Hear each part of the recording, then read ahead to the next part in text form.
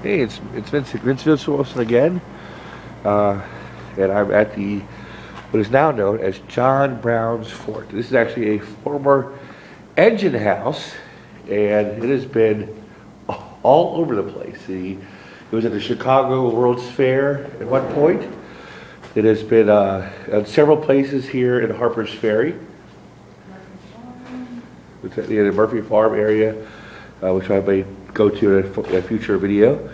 And it's also, of course, the area that John Brown, during the raid of Harpers Ferry in 1849, held up when you're forced to this location by townspeople and I think the Martinsburg militia, or a force that was quickly put together as a militia to help take care of the raiders.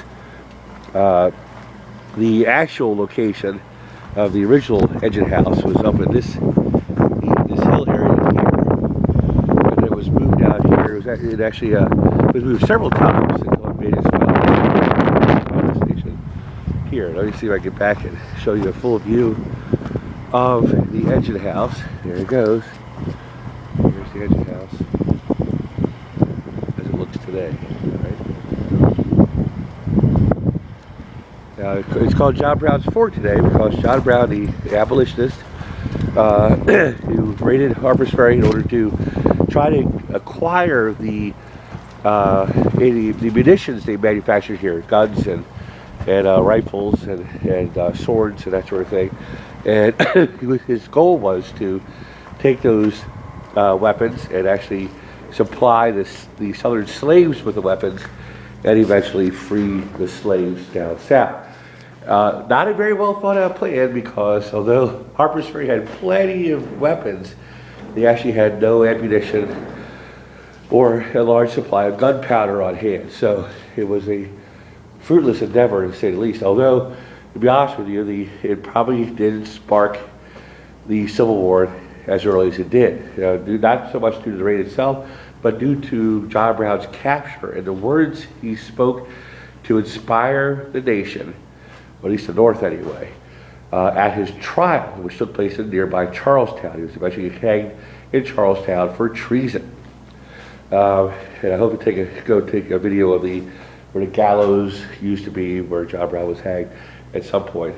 Now, much of this fort, at least quite a bit of it, I imagine, is not original. Certainly not the wood rafters and the doors, because the doors were destroyed during the raid of, during the actual capture of John Brown and his raiders.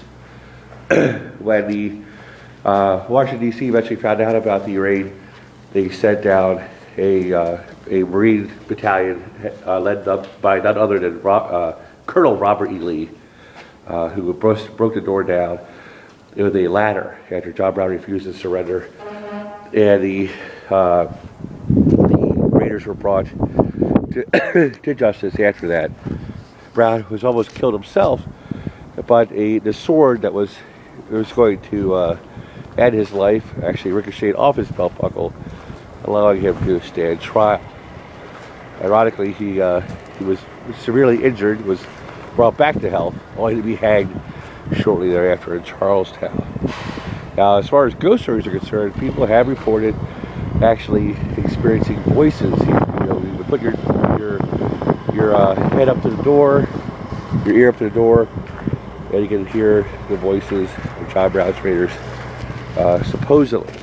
Or I have not actually experienced it myself, but I have heard some reports from people who have said they've actually heard the voices of mumbling, crying, people, questioning each other why this, or moaning and in general all around depressed sounds, obviously from the raiders, who were disappointed in the fact that their plan did not work and they were caught in this dire situation.